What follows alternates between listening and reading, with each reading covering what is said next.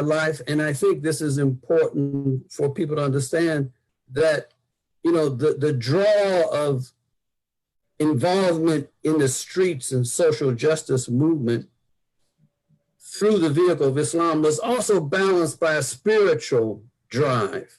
So, you know, I tried to be a real good Christian, I don't know, through junior high, early high school. And then I just dropped it because nobody else seemed to be trying to be a good Christian. So I just forgot about it. And in college, I remember I'm a junior, and I remember laying down on the couch in my dorm room, and I asked myself, okay, close your eyes and ask yourself, do you believe in God? And the answer came so overwhelmingly that yes, there is a God. And from that point on, I started researching different religions. And I found Islam. I found Islam, which of course was an attractive piece to me. And, you know, I was longing for some spirituality. There are two things that happened that really convinced me. One, I remember we were trying to organize a national Black student union movement of all the Black student unions. This is 68. 68, 69, 68. Year Martin Luther King was assassinated, right? Yeah, I'm trying to think if it's before or after. It's not real clear in my mind. I think it's before. But, you know, all the Black student union, not all, but, you know, there's a whole bunch of us, a fairly large group. And we were trying to form a national Black student union. And we were talking about brother and this and, you know, unity and all that. And then the next morning, the brothers were standing around and they were talking about how they got this bee and this hole. And, you know, they were talking about how they were, you know, trying to get the women, how they did get some women. And I said, whoa, wait a minute. You know, they're sister and now they're a hoe. You know, I said, wait a minute, something is wrong. Where are the values? How are we going to build unity and we don't have this deep respect of one another? And so one of the things that, you know, that was one incident that really pushed me to say there has to be a moral way that underpins a movement. And I found that in Islam. And I must say, you know, I had a good friend who was a jazz player. And so he had he played in a jazz group from Cleveland. And so I hung out with him. And they're all Muslim. One was from the nation. The leader actually of the group was from the nation. But the rest of them were Muslim. And I just hung out with them and they did dawah to me. And actually, the bass player became the imam of our local masjid. The drum player became his deputy.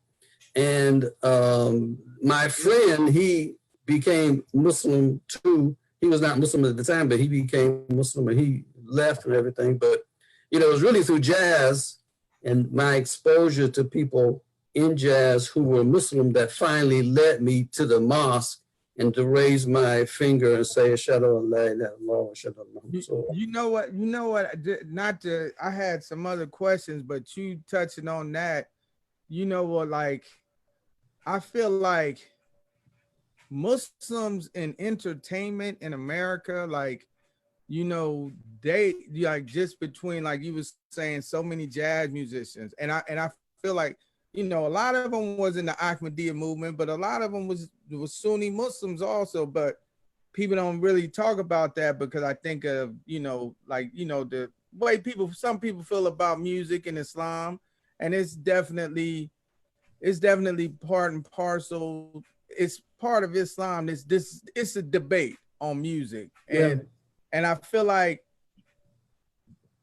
sometimes we don't see the phenomenon Like you could look at a phenomenon that's happening. Like right now with this, the what's happening after what happened to George Floyd.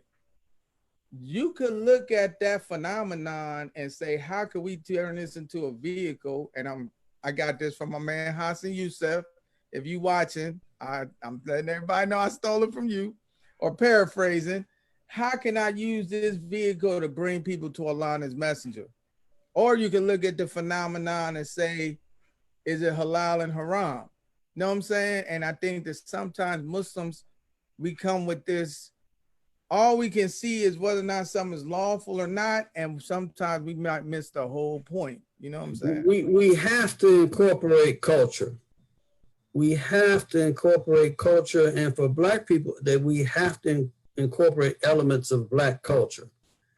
And we do have to pay attention to, not going beyond the limits of Islam. But in the past, our sense of limits was very small. The circle of what was permitted was very small.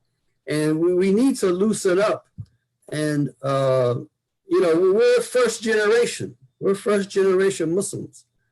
And when you think of the Islam of so many other peoples, even African peoples, I mean, the Islam is a millennium old, they've been doing this for centuries, right? And they have their songs and they have their music, right? And they ain't got no hip hop though.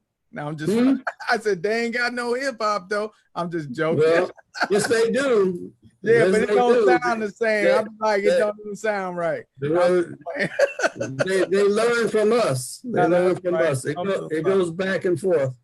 But, I'm involved with MANA, and Imam Zaid is the new Amir. And one of the things that, we talked about in the last webinar is the importance of culture. Brother Ali, who's from your area, right? I think he's from California, I think. No, I think Brother Ali is from like Minnesota or something. Oh, okay, okay. Or somewhere out there where it gets real cold. I'm not exactly Wisconsin or something. Like, anyway, he was making the point, and most of us would agree with him, that, Islam has been integral to much of hip hop and spoken word, and we need to embrace it more. So I wanted to talk a little bit about what masjid, when you said that you guys, the brother became an imam of the masjid, can you share what masjid that was? Yeah, that's Masjid al-Mu'min, right in my neighborhood. Masjid al-Mu'min was originally an offshoot of Wali Akram's mosque. So Cleveland has a long history of relationship to not just the nation, but what I call historically Sunni African-American Muslims. So Wali Akram came to Cleveland in the early 30s. He established a masjid. He called it First Cleveland Mosque because it was the first Cleveland Mosque. In 1936, he established the first regular Jummah. And some people left that mosque and started the mosque in my own neighborhood. And we basically, young folk, took it over as the originators of it, who started it in the 50s, got old, and they basically gave it to these young bucks who were, embracing Islam. And so we started on our own. Most of them were artists. Poets. It was filled with artists, and there's something that is significant about that. Musicians and poets, but mainly artists who came out of the Black nationalist movement. The Black nationalist movement was very strong in Cleveland. Most of them came out of that, and basically saw this as a vehicle for struggle. And I became Muslim in '69. Most of the other brothers became Muslim around the same time or just a little before. And we joined the Dar es-Salaam movement. I think we were one of the first mosques outside of Detroit. Of course, the Dar es-Salaam movement was started in Detroit, but we were one of the first mosques outside of Detroit to join the movement. And in fact, I went to stay and live in the masjid there in the 1970. I spent time just living in the mosque for some time. That masjid is still there, Masjid Movement. I know First Cleveland Mosque is still in Cleveland. Yeah, First Cleveland has moved since 69 and Masjid Movement has moved since 69. But they're still around. Yeah, Imam Mutawaf is still going strong. Alhamdulillah. La ilaha illallah. So I think that a lot of people from the non-Black community and a lot of African American Muslims also, they might not know that like in the 1930s there was places where people was making Juma and Imam Wali Akram, he even had a halal a grocery store next to the masjid. Like when I studied and some stuff about him, I was like, that really became the framework of Islam in America, like a weekend school, a halal grocery, and a mosque. That is Islam for us. So I'm talking about immigrants and African Americans, but I think that might have been one of the first masjids, to my knowledge, that even had that kind of a setup. Yeah. So he started the first Juma on a regular basis, and we took pride in starting regular all the 5 salawats in Jama'at. So we called the adhan for every salah and made all the 5 salawat in Jama'at, and we pride ourselves on being the first masjid that had the 5 regular salah. I really like with this shutdown of the masjids in the Bay Area and throughout the country, I really got to commend the dedication for brothers to start the 5 daily prayers, because my life is so much easier praying in the house all the time. Like, just not having to get out and, it's really a sacrifice to actually pray in Jama'ah. And now that we've been, people keep asking when we're going to open up the masjid, and I'm not in a rush. I'm like, man, the masjid been holding back my deen. No, I'm just playing. Can you talk a little bit? I feel like even in the history of Black people and Islam, one of the things I feel like is never really talked about, but was really significant, is actually the Moorish Science Temple. Could you share a little bit about the Moorish Science Temple? Well, the Moorish Science Temple and its founder, Noble Drew Ali, is the first person and first organization to popularize just the term Islam and make an alternative for Black people in something called Islam, and to be called a Muslim if you joined. So, and this is he basically, really got started in 1925. Of course, he was started earlier, but his real success is Chicago, 1925. And he was calling people to Islam. Of course, he mixed Islam with so many other things. C. Eric Lincoln called it proto-Islam, which means something that is kind of not Islam, but something that is the beginning of Islam, And he really needs the credit for being the first to bring this idea of being Muslim and Islam. One of the, and many people came out of the Moorish Science Temple into what we call back then Orthodox Islam, or we might call it Sunni Islam now. And one of them was who's called Professor Muhammad Izzuddin. So, there's a famous picture, 1927, of the Moorish Science Convention, right, in Chicago, and all these people in the front of the steps of this building. And Izzuddin and Noble Drew Ali is standing up. The other person standing up beside him is the person who will become called Izzuddin, Muhammad Izzuddin. His name then was James Lomax Bey. And after Drew Ali died, Izzuddin, James Lomax Bey, went overseas. And he would say, Drew Ali said to me, you know, you have to go overseas to learn Islam. And so he went overseas and he stayed in Egypt for some years. And he came back in the late 30s and he established Ad-Din al-Lahi Universal Arabic Association.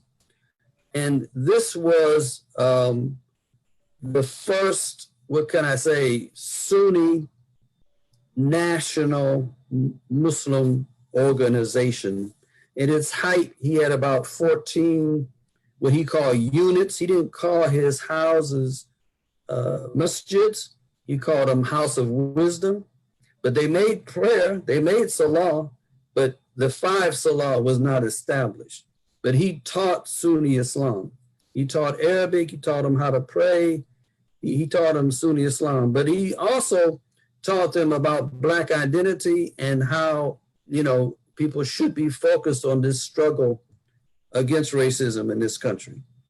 No, you know, so I stumbled across James Lomax Bey. So you know, when I was in high school, I lived in Montclair, New Jersey for a while. And then one of the, I don't want to say how old I am, but one of the brothers who was, I think he was in Elizabeth or one of those little, one of them suburbs of, you know, New York or something, but his name was Imam Ihsan Bagby.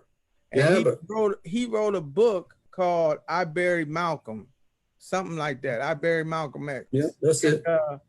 So, you know, we used to, like, my dad and the brothers who kind of knew about this, we associated him with being, you know, he would say he was Sudani, right?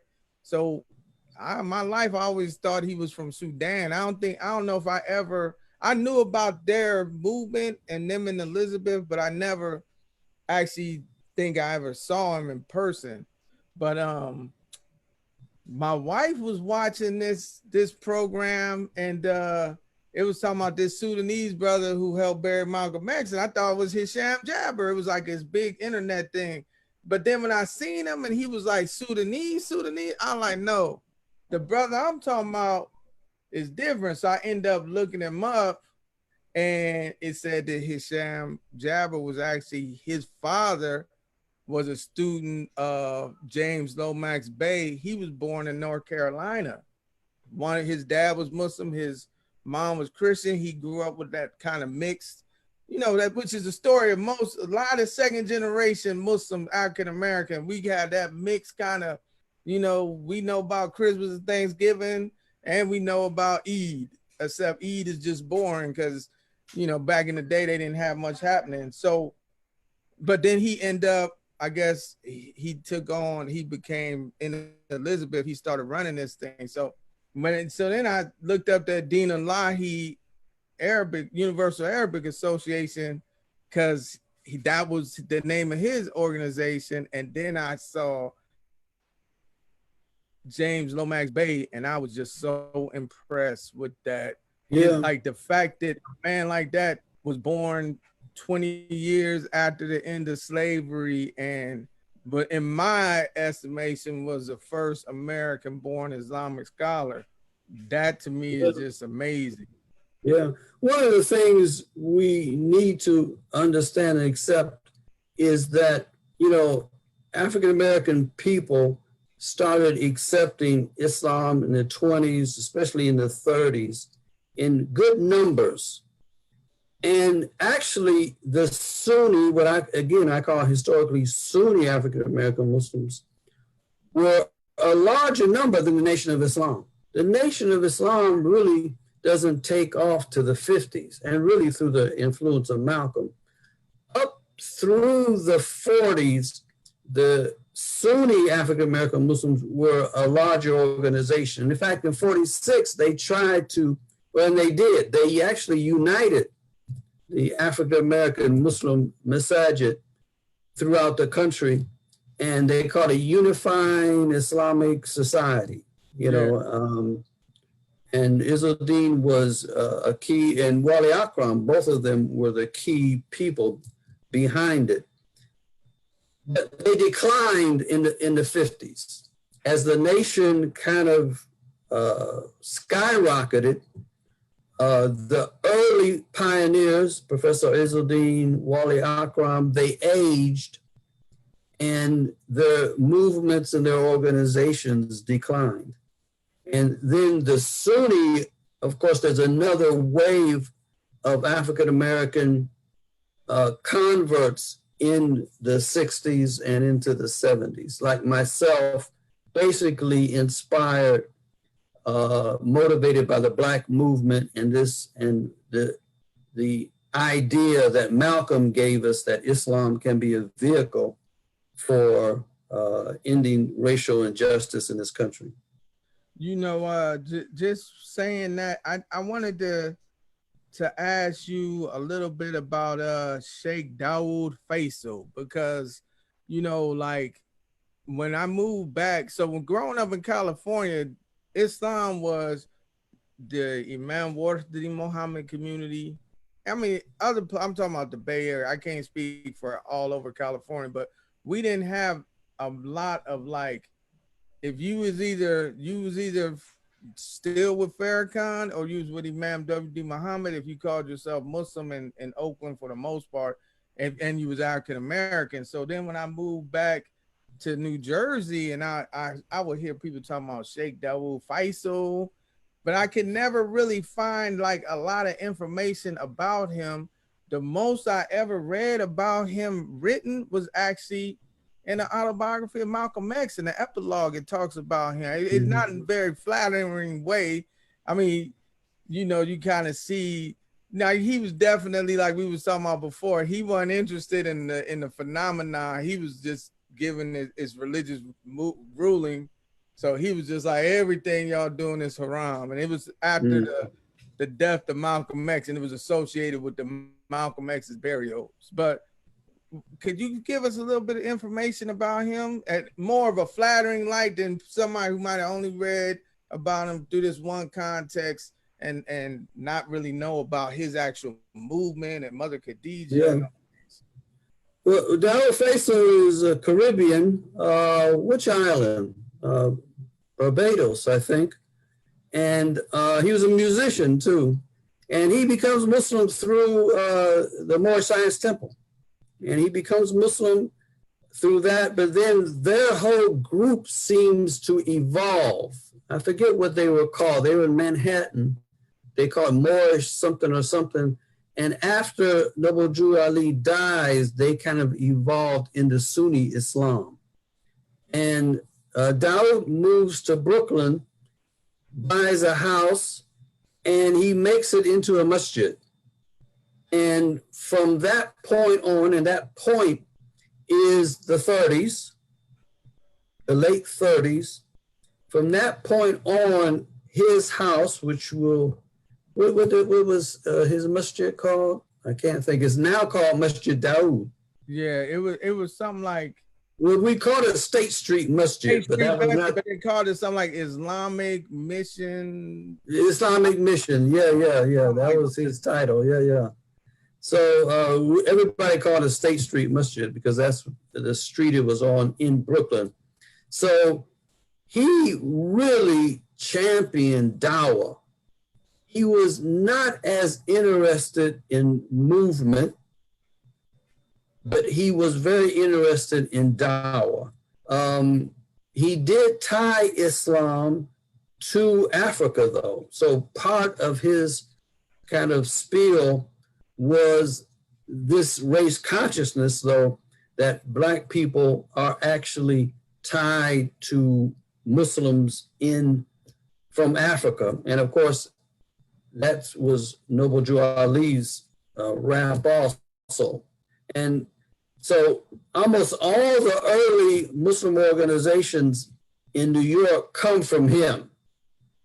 The Dar es Salaam movement basically were what, three brothers who prayed regularly at State Street. But because Sheikh Dawood by the late 60s was not in tune to the new Black power, Black culture, more radical, not in tune with Malcolm, they broke away and started the Dar es Salaam movement. I met Imam Dawood a few times. What's the word? Curmudgeon. He was a personality. Oh man, he was a force of nature, man. You know, he was something. I went there a few times to talk to him about something, and so he just basically just started this big movement, never went overseas. I mean, like Muhammad Izzeddin, he went overseas, and Sheikh Wali Akram, he had teachers who was, you know, they was from India. They was, you know, before he left the Ahmadiyya movement, but that gave them a basis.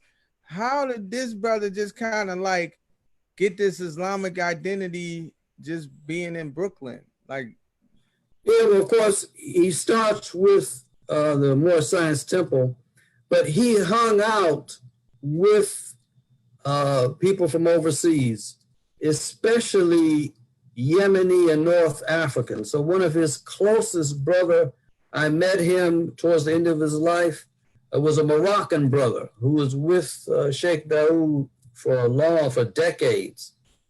And it seems like he learned from his exposure, his experience with many of these Muslims from overseas.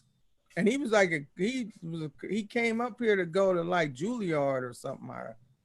From my understanding, I don't know about that. He was a musician. He was a violinist, though he was not a jazz musician. Yeah, he played more popular music. He's one of the people that I intend to find out about more. Alhamdulillah. In New York, he's an important. Oh no, I'm super impressed that you met him, because when I was in Jersey, and you know, Jersey is kind of like an extension of New York, but we would meet different brothers. We would go to Brooklyn, and everybody would talk about the State Street Masjid. And when I remember we went there for Juma, and the whole khutbah was in Arabic, and I was like, "What the heck?" Yeah. I thought there was a black mosque. Yeah. So I mean, what happened and what is happening in a good number of masjids is that yes, State Street was an African-American masjid for the most part, but the neighborhood became more and more Arab. And after Sheikh Dawood died, and after his wife, may Allah bless them both, after she died, kind of the Arabs took over, and African-Americans, stopped going. And this is happening in many masjids here in America, as our brothers and sisters from overseas, start going to these masjids and over time take over. Yeah. I mean,